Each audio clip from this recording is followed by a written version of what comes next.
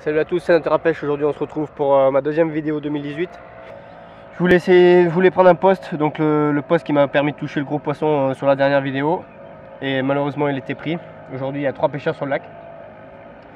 Donc j'ai pris un peu le poste qui me restait. Et ça m'a porté bonheur parce que je viens de toucher un poisson juste maintenant. Le thème de la vidéo d'aujourd'hui, ça va être mes astuces pour le début de saison. On est mi-avril, ça fait 3-4 fois que j'ai sorti les cannes, pas avant. Savoir que je pêche en Suisse, pour ceux qui ne me connaissent pas, ça fait 1 an et demi à peu près que je fais des vidéos sur YouTube. Pour ceux qui vont s'abonner, il ne faut pas s'attendre à des gros montages vidéo parce que je suis très mauvais en informatique.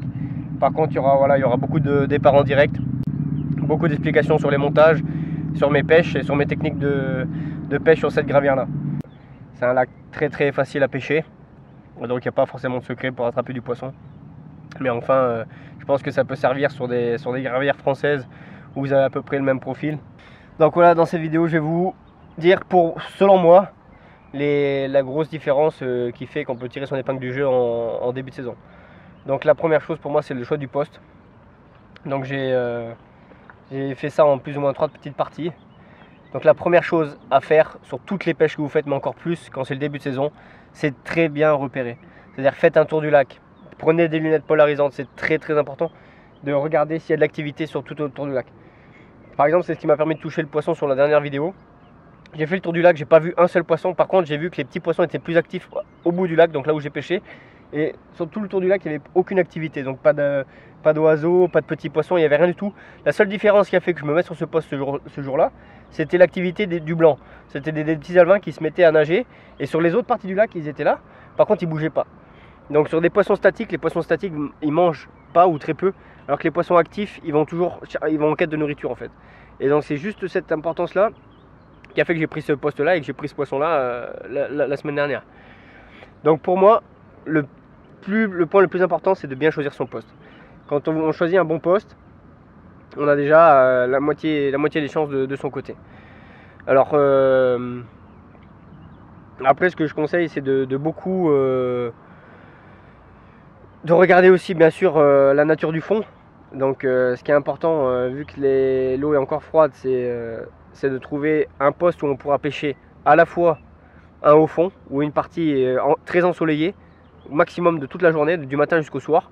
Ou du moins si vous pêchez, vous faites deux postes par exemple, un poste le matin où le soleil tape et puis le soir vous changez d'après-midi parce que ici la montagne elle cache le soleil à un moment, ça change de côté en fait.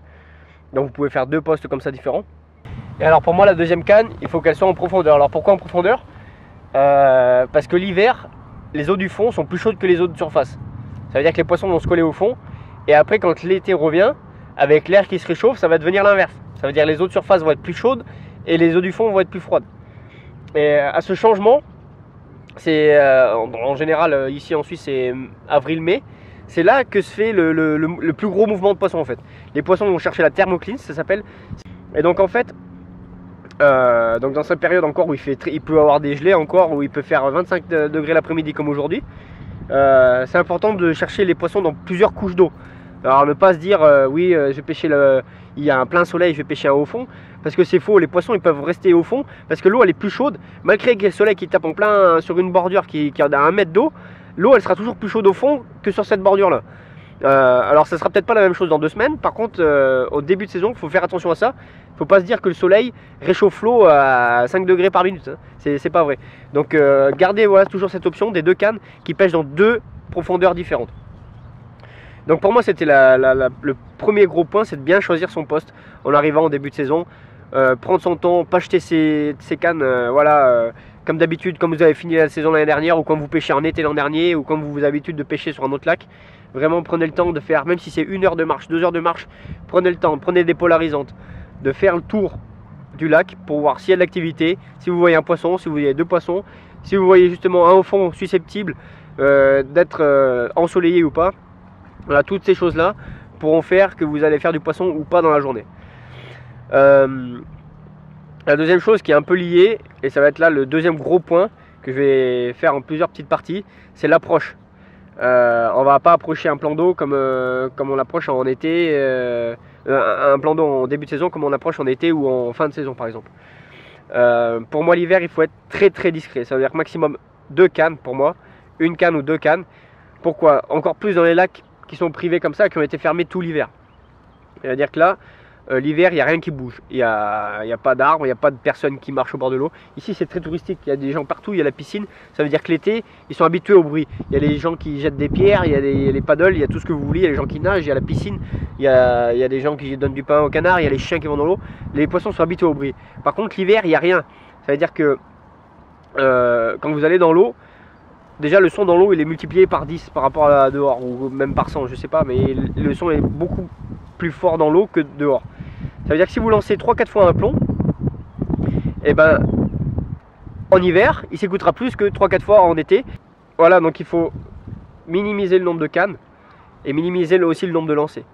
Là en période comme ça, les poissons sont presque léthargiques, c'est-à-dire qu'ils vont très peu se déplacer tout lentement, et il va falloir chercher le poisson. Il ne va pas falloir attendre que le poisson vienne, parce que sinon vous pouvez attendre pendant une semaine, vous n'allez pas le voir. Ce qu'il faut faire, c'est voilà, pour moi, trouver le bon compromis entre relancer ses cannes et ne pas lancer pour trouver le poisson, et ne pas lancer trop souvent pour l'effrayer. Donc ici, normalement sur ce lac, je relance toutes les demi-heures, et ici en période hivernale, je suis plutôt à toutes les 2 heures, toutes les heures et demie, toutes les 2 heures. Pourquoi? Parce qu'il faut quand même chercher le poisson, comme je viens de dire, il ne faut pas attendre qu'il vienne sur vous. Donc il faut soit utiliser du fil soluble, des sacs solubles, tout ce que vous voulez, ou alors vraiment amorcer avec 3-4 bouillettes autour. Des têtes chercheuses en fait, donc plusieurs profondeurs, plusieurs endroits. Sans pour autant relancer toutes les demi-heures, parce que si vous les mitraillez à droite à gauche, déjà qu'elle ne bouge pas beaucoup, si vous la faites fuir, en fait elle ne va pas revenir. Elle va partir, elle aura moins de temps de revenir parce qu'elle bouge très peu. Donc voilà, le but c'est ça, c'est d'essayer de trouver les poissons sans forcément leur faire peur. Alors maintenant on va en venir au niveau des appâts. Donc le poisson bouge très peu et s'alimente très peu, ça veut dire qu'il faut utiliser très peu d'appâts. Très peu d'appâts, je pars sur 5-6 billes par canne, par lancer. Donc voilà par exemple ce qui peut constituer mon amorçage pour 2 cannes. Donc c'est du pelé, 5-6 bouillettes et le tout boosté avec un petit liquide. Donc ça c'est du Hot Demon, quelque chose qui sent assez fort, et normalement c'est de l'huile de foie de morue. Mais là ça va faire pour 2 cannes, ça va faire 2 heures de pêche. Donc voilà pour vous donner une idée. Donc ça peut être déjà énorme sur certains lacs. Donc il faut savoir, ça dépend du cheptel, ça dépend de beaucoup de choses. Si il y a des gros poissons, des petits poissons. Et ça va coûter 3 poissons, ça vient de me coûter encore un joli poisson. Donc je vais vous montrer la vidéo, je dois l'avoir sur la GoPro qui tourne.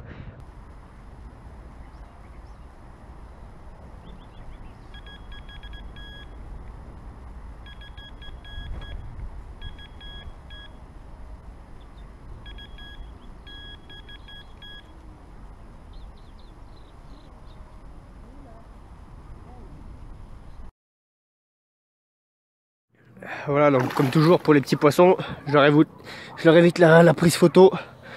J'ai décroché dans l'épuisette. Puis maintenant on va le relâcher tranquillement. C'est un poisson qui fait 4-5 kg à peine. 4-5 kg quand même, je pense. Ah voilà, ça c'est fait. Allez, on repart le louloute. Mais voilà, ce qui est au niveau des appâts. Après, ce que je préfère faire, c'est toucher un maximum, toucher très large. Autant en été, je peux pêcher très précis sur une assiette de 50 cm, autant en hiver, comme je vous dis, le poisson bouge très peu. Et bien qu'on le cherche, veut dire, plus vous élargissez la zone d'amorçage, plus vous aurez de chance d'intéresser le poisson. Mais élargir la zone d'amorçage, ça ne veut pas dire amorcer plus. Moi par exemple, là j'ai 20 mètres carrés d'amorcé avec 20 billes. Donc là c'est du pelé en l'occurrence, donc sur 20 pelés sur 20 mètres carrés, ça veut dire un pelé par mètre carré. Donc vous pouvez faire une zone très large avec très peu d'appât. Faut pas confondre ça non plus. Amorçage précis et petit avec très peu d'appât. Vous pouvez faire un amorçage très précis sur 1 mètre carré avec 1 kg d'appât dessus, hein. Ça marche aussi, hein, mais pas en cette période. Donc voilà ce que je voulais vous dire. Après moi ce que je fais, c'est des petits rappels pour mettre le poisson en activité. Donc bien sûr ce que je fais c'est des micro-appâts. Donc si vous balancez des labis de 24, bah, ça va faire aussi lourd qu'un plomb, donc ça va faire du bruit. Et voilà, on en revient à ce que je disais au début de la vidéo, ça va effrayer le poisson. Donc moi je préfère aller lancer avec du petit pelet en 14, que je rappelle toutes les demi-heures ou toutes les heures. Donc là en été je serais plus parti sur du 10 minutes, un quart d'heure. Là je pars sur une demi-heure toutes les heures, histoire que le poisson, s'il est dans la zone, il voit quelque chose qui tombe et qu'il s'intéresse et qu'il vienne piocher par-ci par-là. Alors aussi quelque chose que j'ai pas précisé tout à l'heure, mais quand je parlais de petits appâts, de petites zèches du moins, ça va aussi avec petit montage. Donc ici je suis monté en numéro 8, un montage très simple. Donc c'est un nœud sans nœud. Et là le pelé il est un peu gros, mais vu qu'il va se désagréger et puis que les blancs sont assez actifs en ce moment, et ben il va descendre à 14-16 mm avec juste un minimum faux maïs pour le tenir. Donc voilà, bas de ligne court comme d'habitude, plomb inline. Et voilà. Ce qui m'a rapporté le poisson aussi, c'est qu'en fait la zone que j'amorce depuis le début de ma pêche, je la garde. C'est-à-dire que je peux amorcer toujours la même zone, mais les cannes, soit je la mets en hors amorçage, soit je la mets à l'intérieur. Et des fois ça peut faire la différence sur des gros poissons ou sur des poissons tatillons comme en début de saison. Donc voilà les deux gros points que j'avais à vous dire sur ce début de saison, en tout cas ce qui me rapporte des poissons. Maintenant, ce que je peux vous dire, c'est qu'il faut aussi pas avoir peur de bouger. Sachant que là vous avez très peu de matériel, moi ce que je vous conseille c'est de prendre une canne ou deux cannes. Donc là vous avez une épuisette, tapis de réception, appareil photo, une à deux cannes, et n'hésitez pas à bouger. Si vous voyez qu'au bout de 3 heures, 4 heures, vous n'avez pas fait un poisson sur cette zone, et que vous avez déjà fait prospecter sur 50 mètres carrés, n'hésitez pas à aller voir ailleurs. N'hésitez pas à aller voir ailleurs, vous n'avez rien perdu, vous avez déjà perdu 4 heures de temps. Si elles n'ont pas mordi en 4 heures de temps, ça veut dire qu'elles ne sont pas là. Et les carpes à cette époque, elles font pas 300 mètres dans la journée, hein. Ou alors je pense pas. Ça serait intéressant de le voir d'ailleurs, mais je pense pas.